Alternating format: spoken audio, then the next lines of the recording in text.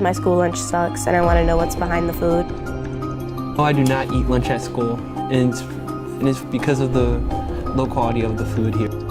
Some of the worst food I had would have to be the Jamaican patty. Thing is, I flip the pizza over and it's just soggy, it's not cooked.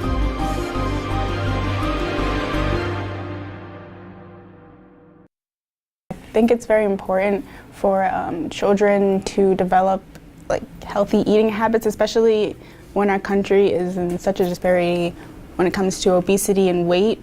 And I don't think that our country is doing enough to bring awareness to this topic. So I think as students, it is important for us to advocate about this problem.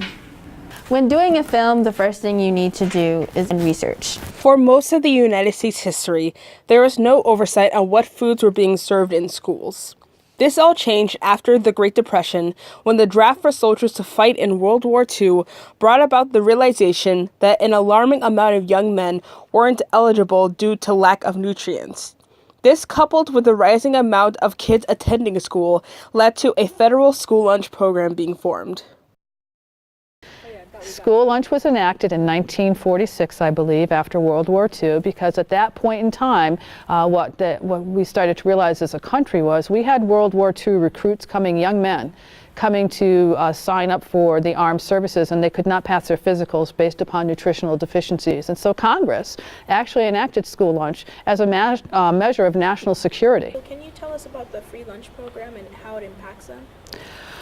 Well, here in Hartford, we participate in the USDA program called CEP, or Community Eligibility Provision.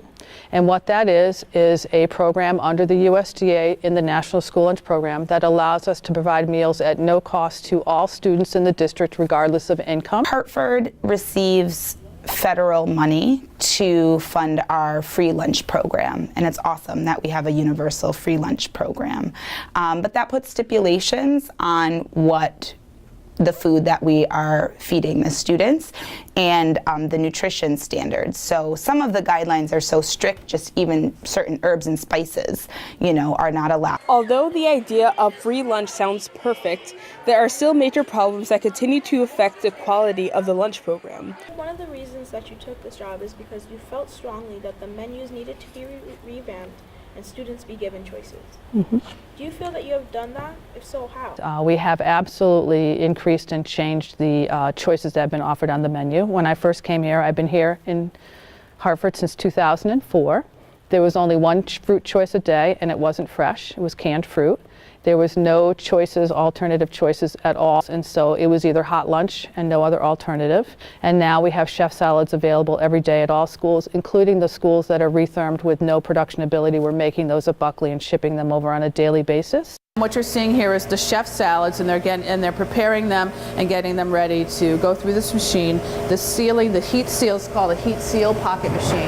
That seal is going to go over it so that we can serve it safely at the schools that don't have the ability to do any production. You're always looking for ways to improve it. We spend a lot of time talking about what did that look like? Did we like this? Do you think the students like this?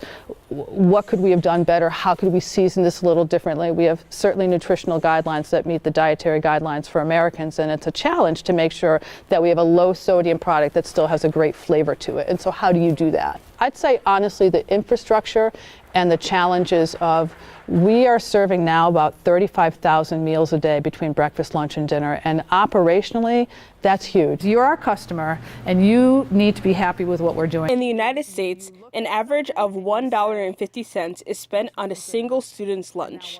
This contrasts with other developed countries, such as those in Europe, where an average of $5 is spent on their lunch. In European countries, students have different meals than we do here in the United States for several reasons. One, the time that they have for lunch is typically an hour and a half to 2 hours. You have 22 minutes, so there's a big difference in that. Around the money for school lunches, I think I probably have maybe some harsh or unpopular opinions. They got money for wars but can't feed the poor. I'm not buying it. on the money issue. We need to talk about historically how our communities have been shut out of those opportunities, you know? So we kind of give these reasonings for not having what our students and our families deserve that is a part of the narrative, right? And we're not telling the whole story. So yeah, you know, we find money for our priorities in this country. That's what I know. I learned more of what goes on behind the food and what it's made of, I guess, not exactly, but I learned that our school lunch and our health is worth $1.50. That's nice.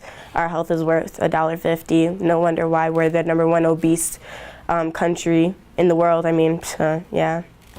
What I learned from doing this film was the extensive process that it takes for the food to be chosen and then for it to get to your tray. I learned that the problem isn't just what is being served in our cafeteria, it stretches further than that.